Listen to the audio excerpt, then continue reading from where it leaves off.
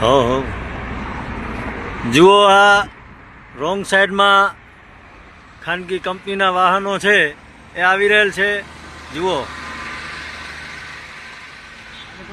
આને કોઈ રોકવાવાળું નથી, પરંતુ સામાન્ય વ્યક્તિ છે એ કદાચ કોઈ પણ રીતે ભૂલચૂકથી પણ નાનકડું એક વનવેમાં વહી જાય તો એને રોકવામાં આવે છે. જ્યારે અહીંયા આ મોટી લાઈન છે એ રોંગ સાઈડની અંદર આવે છે. હજી જોઈ શકશો, આ એક ગાડી ગઈ છે.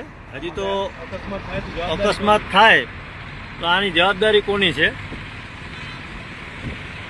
જુઓ, આ જુઓ, રોંગ સાઈડની અંદર આ એક જમેલો છે, એક જાતનું આ લોકોને ખુલ્લો પટ છે. આ સામાન્ય પબ્લિક માટે બધા કાયદા કાનૂન છે. આ જુઓ, તમે જોઈ લ્યો.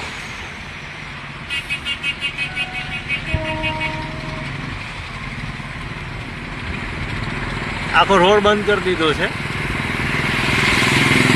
આ બધી રોંગ સાઈડમાં છે, બધી રોંગ સાઈડમાં આવે છે. જોઈ લો, જોઈ લો.